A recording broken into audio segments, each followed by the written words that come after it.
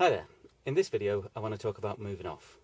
We'll deal with stopping in a separate video, but moving off it takes up quite a bit of time to explain, so I want to spend a full video on this one. So whenever you move off, you're going to use a routine, and the routine that's easy to remember is POM, P-O-M, and it stands for Prepare, Observe and Move.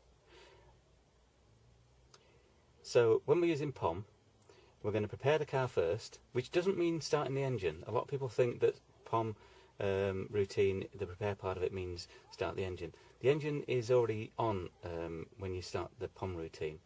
When you're going to start the engine, you're actually using the precautions before starting the engine routine, the handbrake neutral, and then starting the engine. So it's a separate thing to moving off. So we're going to assume that the engine is already running. So preparing the car means putting your clutch down, getting it into gear, which would usually be first. There are occasions when you might set off in second, for example if you're going down a really steep hill. But generally speaking, it's going to be first gear. So your clutch would go down, you'd go into first gear, and you would set a little bit of gas. We're assuming in this video that we're slightly uphill. So when you've got an uphill start, you're going to need to find the biting point. So what we're going to do for an uphill start is put the clutch down, select first gear, set some gas, and the amount of gas that you need is dependent on the gradient. If it's just a gentle gradient, then you'd need the normal amount of gas between 1500 and 2000 revs. If it's quite steep, then you need more gas because the engine needs more power to pull the weight up the hill. So we'll imagine it's just a normal gentle slope, and we're going to get the gas set to about 1500 revs. It is important that you've got the gas on, because if you don't put enough gas on, the car could stall, it can jerk and kangaroo, and it could even do that on the flat. So do remember to put the gas on before you start to bring the clutch up to the biting point. It's very important, and a lot of people get that part wrong. So gas on first, then you bring the clutch up to the biting point, which is where you hear the engine note change, and you might see the revs drop a little bit. You might feel a slight bump or a pull on the car. You might feel it just engage in your foot. You can feel a little bit of resistance there. So you should be able to feel the biting point, and then you keep your feet still. At that point, if you're on a slight hill and you took the handbrake off, the car shouldn't move. When you get a biting point, the car should actually be still when you take the handbrake off. A lot of people get too high a biting point, which means that as the handbrake's coming off, the car starts to move. And that's not really correct. It's not really safe, because you can't get both hands on the wheel before you start to move. So when the handbrake comes off, you should be able to put both hands on the wheel before the car starts to move. So biting point is to keep the car still. Again, a very important point, and something that a lot of pupils tend to get wrong. So make sure that when you take the handbrake off, the car stays still.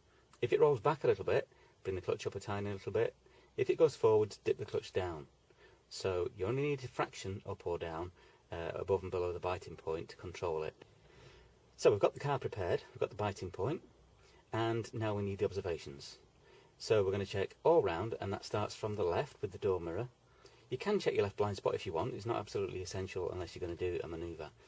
But we check the left mirror to make sure there's no pedestrians coming up, cyclists on the pavement that might ride along and then ride onto the road in front of us as we're pulling away. So checking out if it's safe there, checking the road ahead, checking the interior mirror, the right door mirror, and the blind spot over your right shoulder. And blind spot again is something that people get a bit confused with. Where's the blind spot? It's not too far back. It's actually to your right, over your right shoulder, at about a 4 o'clock position. If you think about the road ahead being 12 o'clock, then where 4 o'clock would be is where your blind spot is. And it's large enough there for a car to get hidden in it, certainly a cyclist or a pedestrian. So always check that, the last thing you do, over your shoulder, to make sure there isn't anything there before you move away. So we've done preparation, done observation. After the observation, we consider, do we need a signal? And if there's nobody to benefit from a signal, then we wouldn't give it. And the reason for that is so that we prove that we've thought about whether the signal was necessary or not.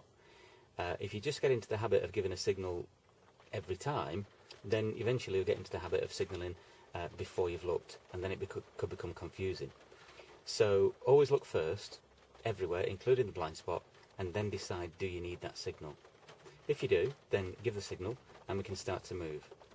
So that's your prepare, observe, move routine, and I'm going to go through that in a practical way now so that you can see it and hopefully experience what happens when you get the biting point and what you need to do with your feet, because that's very, very important that you understand that. Okay, so moving off in a practical way, I'm going to go through each point. So before you start the engine, you're going to check the handbrake's on and that the gear lever is in neutral. That's important because if the handbrake's on, even if the gear's in gear, the car can actually move when you start the engine. So check that it's in neutral, and don't just rely on keeping the clutch down, because if the clutch cable was broken, then if the gear lever was in a gear, the car would still lurch forward when you start the engine. So always take it out into the neutral position after you've checked the handbrake's on. So handbrake neutral, and then we can start the engine. Okay, so we've started the engine, and now we're going to look at preparing the car. Because remember, starting the engine isn't part of preparing the car. So when we prepare the car, we're going to set some gas. So we just put a little bit of pressure on the gas, and that revs the engine a little bit.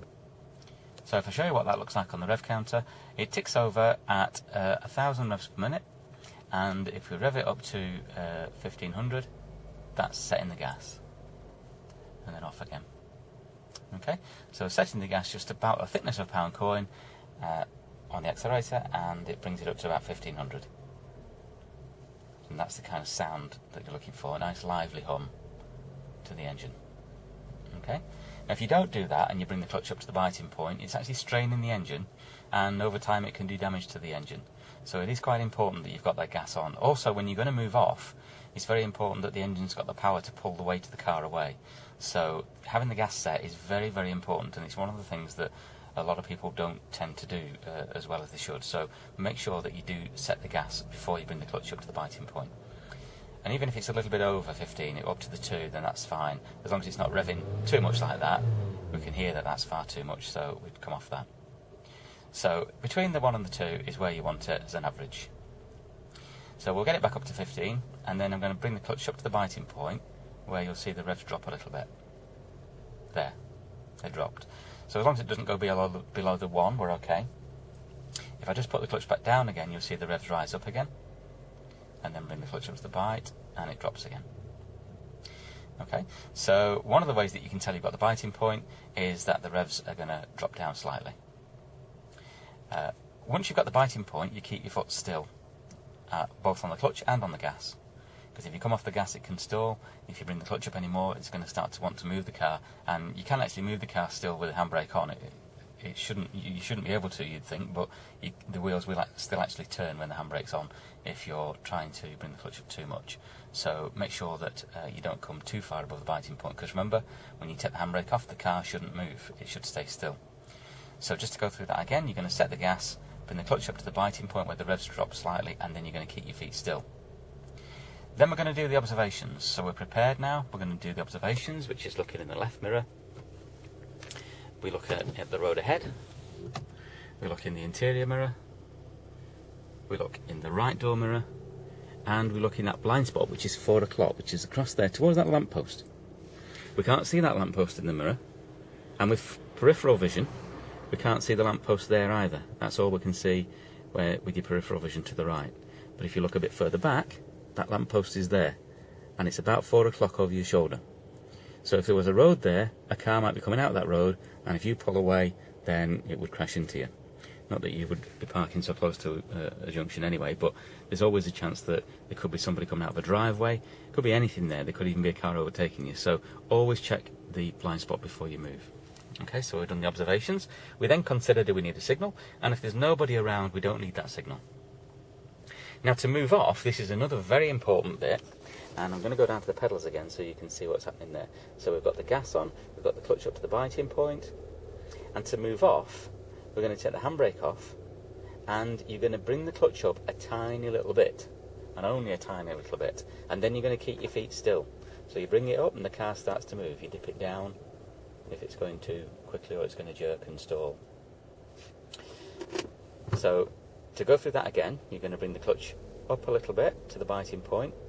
So your foot's on the gas, you've got the engine revving, and you've got the biting point. And then to move off, once you've released the handbrake, and you've got both hands back on the wheel, the clutch comes up a tiny bit and the car starts to move. I don't know if you can even see that amount of movement in my foot, but it's not coming up very much at all, just a tiny bit.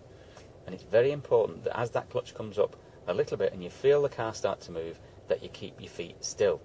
If you bring the clutch up continuously and you don't keep your feet still, it can stall, it'll certainly jerk, and you might even get a kangaroo, which is a really bad jerk where the car almost cuts out and then it surges forward again and then it cuts out again and surges forward, and it's a bit of a disaster.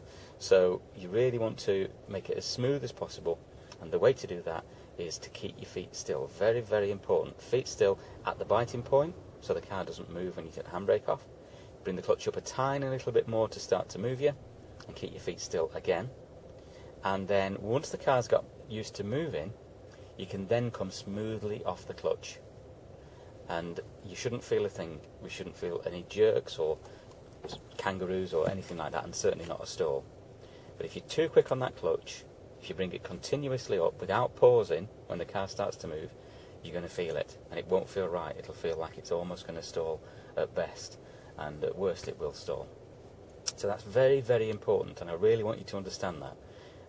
And you know, you can sit at home and practice that. Just imagine where the biting point might be and bring your clutch up to that point, imaginary clutch, and keep your foot still, just freeze it there, and then bring it up another pound coin's width and freeze it there again for a few seconds, and then bring it fully up smoothly. So just to show you that, I'm not in gear now, but if I bring the clutch up to about halfway, that's a biting point, I bring it up a tiny little bit more and we start to move, keep my feet still there for a bit, and then I can bring it completely all the way up. And at that point I can put more gas on, and that's going to convert to power, which will make me go faster. So until we've got that clutch fully up, you don't really want loads more gas. You can put a little bit more on if you feel like you need a bit more power, but until the clutch is fully up, the gas stays about the same, and then when the clutch is fully up, we can then increase the power and the speed. So I hope that's made sense to you.